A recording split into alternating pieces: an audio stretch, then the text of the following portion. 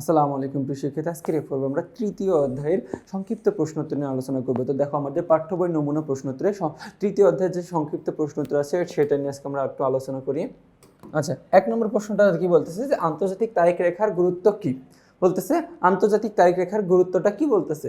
এখন দেখো, আমরা বলতে জানি যে আন্তর্জাতিক তারিখ রেখা হলো পৃথিবী প্রায় 180 ডিগ্রি দ্রাঘিমা বরাবর কি যে 180 ডিগ্রি দ্রাঘিমা রেখা বরাবর একটি কাল্পনিক রেখা। এই রেখার মাধ্যমে পৃথিবীর বিভিন্ন স্থানে তারিখ নির্ধারণ করা যায়। কেউ এই রেখা অতিক্রম করলে তারিখ একদিন বাড়ে বা একদিন কমে। তাই বিশ্বব্যাপী সময় ও তারিখ সঠিক সমন্বয় বজায় রাখতে আন্তর্জাতিক তারিখ রেখা গুরুত্বপূর্ণ ভূমিকা পালন করে।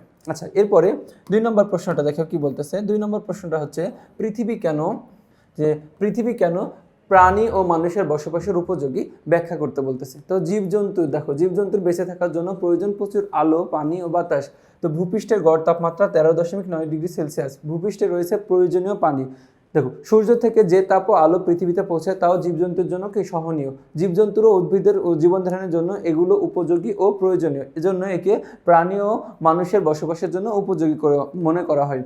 কি আমরা জানি যে পৃথিবী হচ্ছে একমাত্র জীব বসবাসের জন্য উপযোগী। তো ওজোন স্তরের তাপমাত্রা অধিক হওয়ার কারণ কি।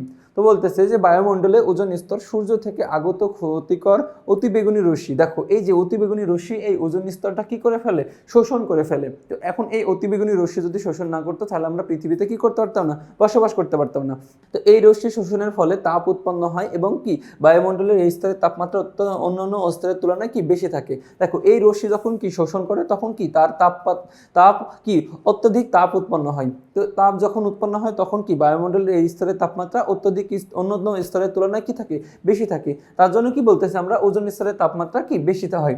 তো দেখো, এর মাধ্যমে আমরা কি যে এই পাঠ্য বই অনুশীলনীর পাঠ্য বই নমুনা প্রশ্নোত্তরের কি যে আমাদের সংক্ষিপ্ত প্রশ্ন উত্তরটা শেষ করলাম। তো পরবর্তী তোমাদের সাথে আবার দেখা হবে। আসসালামু আলাইকুম।